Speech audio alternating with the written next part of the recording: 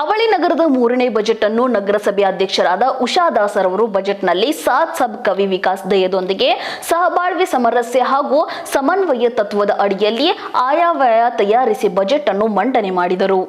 ರಸ್ತೆ ಹಾಗೂ ಚರಂಡಿಗಳ ಈ ಬಾರಿ ಬಜೆಟ್ನಲ್ಲಿ ರಸ್ತೆ ರಿಪೇರಿಗಾಗಿ 75 ಲಕ್ಷಗಳನ್ನು ಹಾಗೂ ಹೊಸ ಕೊರತೆಯೂ ಎದುರಾಗುತ್ತಿದ್ದು 1.75 ಕೋಟಿಗಳನ್ನು ಮೀಸಲಿರಿಸಿ ರಸ್ತೆಗಳ ನಿರ್ಮಾಣಕ್ಕಾಗಿ 1496.82 ಲಕ್ಷಗಳನ್ನು ಹಾಗೂ ತಜ್ಞ ನೀರು ಹರಿಯಲು ಒಳಚರಂಡಿ ನಿರ್ವಹಣೆಗೆ 111.25 ಲಕ್ಷಗಳನ್ನು ಹೊಸ ನಿರ್ಮಾಣ ಹಾಗೂ ಒಳಚರಂಡಿಯ ಮಾಡುವ ಕಾರ್ಯಕ್ರಮಕ್ಕಾಗಿ 493.76 ಲಕ್ಷಗಳ ಗುರಿಯನ್ನು ಹೊರಗುತ್ತಿಗೆ ನೀಡಲು ಈ ವರ್ಷ ಹೊಂದಲಾಗಿದೆ. ಇನ್ನು ದೀಪಗಳ ನಿರ್ವಹಣೆಯನ್ನು 3 ಭಾಗಗಳಾಗಿ ವಿಂಗಡಿಸಲಾಗಿದೆ.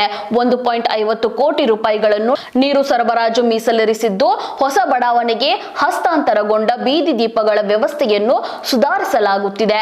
ವಿಸ್ತರಿಸುವ ಹಾಗೂ ವಿವಿಧ ಸ್ಥಳಗಳಲ್ಲಿ ಪ್ರಗತಿಯನ್ನು ಹಾಕುವ ಕಾರ್ಯಕ್ರಮವನ್ನು ಹಣಕಾಸು ಮುಂದುವರಿಸಲಾಗುತ್ತಿದ್ದು ಈ ವರ್ಷ 24x7 ವ್ಯವಸ್ಥೆಯನ್ನು ಇನ್ನೂ ಹೆಚ್ಚಿನ ಸಾಧಿಸುವುದಕ್ಕಾಗಿ ಇವುಗಳನ್ನು ಬಗೆಹರಿಸಿ ವ್ಯಯನ್ನು ಸರಿದಾರಿಗೆ ಪ್ರಯತ್ನಿಸಲಾಗಿದೆ.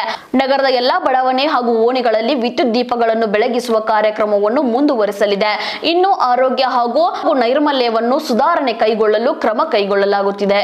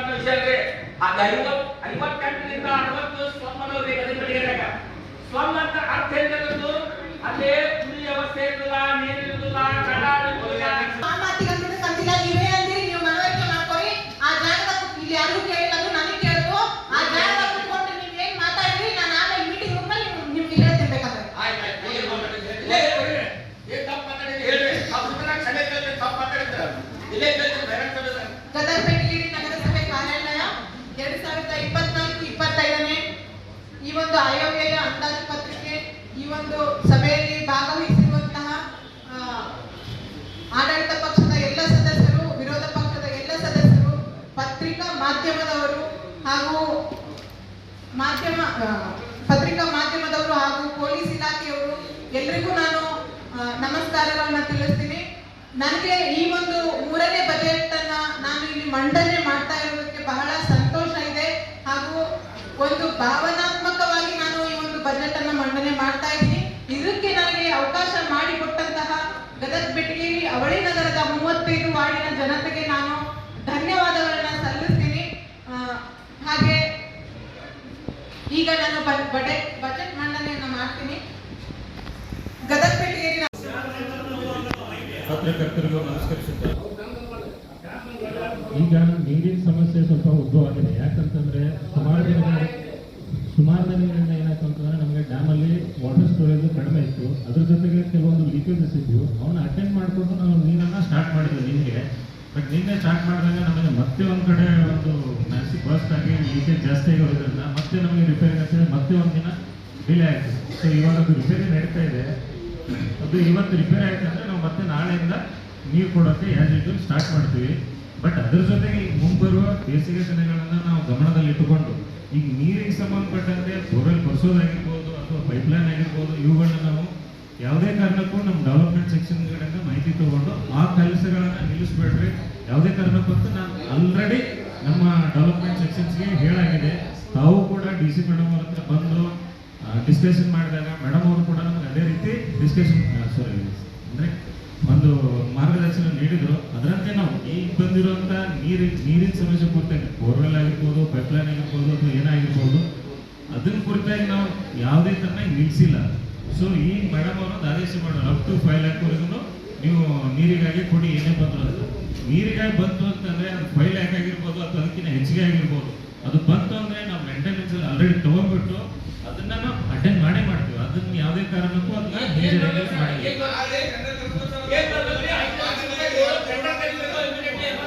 ಅಲ್ಲ ಸರ್, ಸರ್ಕಾರದಿಂದ ಈ ಚುನಾವಣೆ ನೀತಿ ಸಂಹಿತೆ ಆಗುವುದಿಲ್ಲ, ನೀತಿ ಲಾಭ ಆಗುವುದಿಲ್ಲ. ನೀವು ಲಾಭ ಮಾಡಬೇಕಂತಂದ್ರೆ ಏನ್ ಮಾಡಿ ಜನ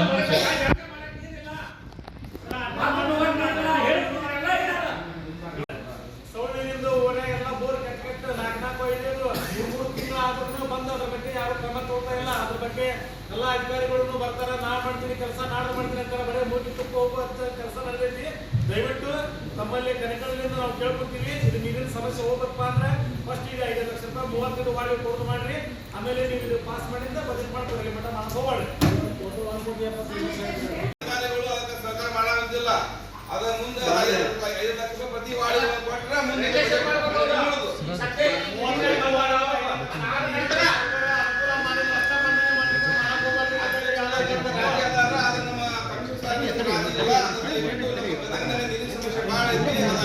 ಕೊಟ್ಟರೆ ಮುಂದೆ ನಾವು ಇದು ಬಜೆಟ್ ಮನೆಯಿಂದ ಮಾಡ್ತೀವಿ. ಈಗಾಗಲೇ ನೀವು ಹೇಳ್ತಿರಲಿಲ್ಲ ವಾಟ್ಸಪ್, ನಾನು ಅದನ್ನೇ ಹೇಳ್ತಾ ಇದ್ದೀನಿ. ನಮ್ಮ ಅಧಿಕಾರಿಗಳಿಗೆ ನಾನು ಸೂಚನೆ ಕೊಡ್ತಾ ಇದ್ದೀನಿ.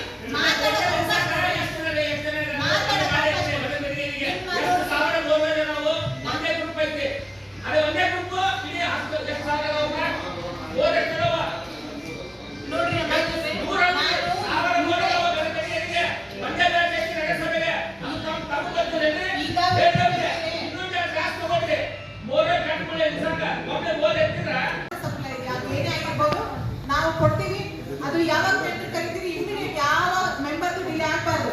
ಇನ್ನೊಮ್ಮೆ ಯಾವ ಸದಸ್ಯರು ನಾವು ಇಲ್ಲಿ ಹೇಳಿದ್ದ ಫೈನಲ್ ಆಗಬೇಕು. ಯಾವ ಸದಸ್ಯರು ನಮ್ಮ ವಾಟರ್ ಸಪ್ಲೈಗೆ ಬಂಡಿ ಒಡ್ಡರ್ ಆಗಿರ್ಬೋದು, ರಮೇಶ್ ಆಗಿರ್ಬೋದು, ನಾಗೇಶ್ ಆಗಿರ್ಬೋದು, ಇದು ಮಾಡಿಲ್ಲ ಅದು ಮಾಡಿಲ್ಲ ಅಂತ ನನ್ನ ಹತ್ರ ಕಂಪ್ಲೇಂಟ್ ಬರ್ಲಾರ್ದಾಗ ನೀವು ನೋಡ್ಕೊಳ್ರಿ.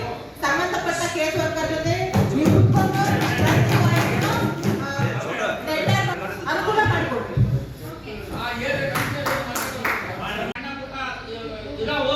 ಅದಕ್ಕೆ ತಾವು ಸ್ಪಂದನೆ ಮಾಡ್ತಾ ಇಲ್ಲ. ಮೊನ್ನೆ ತಾವು ಎಂಕೂ ಸ್ಪಂದನೆ ಮಾಡ್ತಾ ಇಲ್ಲ. ಗದಗ ಬೆಟ್ಟಿಗೆ ನನ್ನ ಮಾಡ್ತಿಲ್ಲ ಕಳಿಸ್ಲಿ ಅನ್ನೋ ಭಾವನೆ ಐತಿ ಅಂತ. ಅದಕ್ಕೆ ದಯಮಾಡಿ ಈಗ 5 ಲಕ್ಷಕ್ಕೆ ನೀವು ಮಂಜೂರಿ ಕೊಡೋವರೆಗೂ ನಾವು ಈ ಸಭೆಯನ್ನ ನಾವೆಲ್ಲ ಇದರಲ್ಲಿ ಯಾವ್ದು ಬೇಡವಲ್ಲ 35 ಸದಸ್ಯರು ತಮ್ಮಲ್ಲಿ ಪ್ರತಿಭಟನೆ ಮಾಡ್ತೀವಿ. ಅದಕ್ಕೊಂದು ರೆಕಮೆಂಡೇಶನ್ ಮಾಡಿ 5 ಲಕ್ಷ ರೂಪಾಯಿ ವಾರಿಗೆ ನೀರಿಗೆ ಮಾತ್ರ ಉಪಯೋಗ ಆಗಬೇಕು. ಅದು ಟ್ಯಾಂಕ್ ಕಟ್ಸುವುದು ಇರ್ಬೋದು, ಪೈಪ್ ಇರ್ಬೋದು, ಬೋರ್ವೆಲ್ ರಿಪೇರ್ ಇರ್ಬೋದು, ಬೋರ್ ಪರಿಸೋದು ಇರ್ಬೋದು, ಕೊಳವೆ ಬಾವಿ. ಅದಕ್ಕೆ ನಾವು ಮಂಜೂರು ಕೊಟ್ಟರೆ ನಾವು ನಡೆಸ್ತೀವಿ. ಇಲ್ಲ ಅಂದ್ರೆ ನಮ್ಮ ಲೆಕ್ಕ ತಗೊಂಡು ಮುಂದೆ ನೋಡೋಣ. ನೀವು ಅಭಿವೃದ್ಧಿ ವಿಷಯದೊಳಗೆ ಇವತ್ತೇನು ಬಜೆಟ್ ಮಂಡನೆ ಮಾಡಾಕ್ತೀನಿ, ನಿಮ್ಮನ್ನು ಮೊದಲನೇದಾಗಿ ಅಭಿನಂದಿಸ್ತೇನೆ. ನಾನು ತಮ್ಮಲ್ಲಿ ಏನು ವಿನಂತಿ ಮಾಡ್ಕೊತೀನಿ ಅಂದರೆ, ತಾವು ಅಭಿವೃದ್ಧಿ ವಿಷಯದೊಳಗೆ ಈ ಹಿಂದೆ 3 ವರ್ಷಗಳ ಕಾಲ ಆಡಳಿತ ಇಲ್ಲಿ ಇರದೇ ಇತ್ತು, ಚುನಾವಣೆ ನಡೆದೇ ಆಡಳಿತ ಇರದೆ ಅಧಿಕಾರಿಗಳನ್ನೇ ಈ ಮುನ್ಸಿಪಾಲಿಟಿ ವ್ಯವಸ್ಥೆಯನ್ನು ನೋಡ್ಕೊಂಡು ಬಂದರು.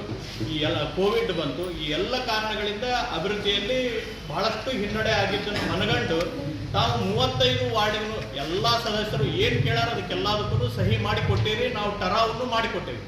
ಅದಾದಮೇಲೆ ಇಲ್ಲಿರ್ತಕ್ಕಂಥ ಅಧಿಕಾರಿ ವರ್ಗ ನಮಗೆ ಯಾವುದಕ್ಕೂ ಸರಿಯಾಗಿ ಸ್ಪಂದನೆ ಮಾಡಕತ್ತಿಲ್ಲ, ವರ್ಕ್ ಆರ್ಡರ್ಗಳನ್ನು ಇಶ್ಯೂ ಮಾಡಕತ್ತಿಲ್ಲ. ನಾನು ಇವತ್ತು ಈ ಸಭೆ ಮುಖಾಂತರ ತಮ್ಮಲ್ಲಿ ಕೈ ಮುಗಿದು ವಿನಂತಿ ಮಾಡ್ಕೊಂತೀನಿ, ಅಧಿಕಾರಿಗಳಿಗೆ ಸ್ಪಷ್ಟವಾದಂಥ ನಿರ್ದೇಶನವನ್ನು ಕೊಡಿ. ಈಗ ಕುಡಿಯುವ ನೀರಿನ ಸಲುವಾಗಿ ಇಡೀ ಗದಗ ಬೆಟಗೇರಿ ನಗರದ ತುಂಬ ಹಾಹಾಕಾರ ಎದ್ದೈತಿ. ಪ್ರತಿ ಓಣಿ ಗಲ್ಲಿ ಒಳಗೂ ನೀರಿನ ತೊಂದರೆ ಇದೆ. ಇಂಥ ಸಂದರ್ಭದಾಗೂ ತಾವು ಈ ಬಜೆಟ್ ಮಂಡನೆ ಮಾಡತ್ತಿರೋದನ್ನ ನಾವು ವೈಯಕ್ತಿಕವಾಗಿ ಶ್ಲಾಘನೆ ಮಾಡ್ತೀನಿ. ಆದರೆ ಇದರಿಂದ ಅಧಿಕಾರಿಗಳಿಗೆ ಅನುಕೂಲ ಹೊರತು ಇಲ್ಲಿರ್ತಕ್ಕಂಥ ನಗರಸಭೆ ಸದಸ್ಯರಿಗೆ, ನಗರದ ಪ್ರಜೆಗಳಿಗೆ ಯಾವುದೇ ರೀತಿಯಿಂದ ಅನುಕೂಲಗಳು ಆಗ್ತಾ ಇಲ್ಲ.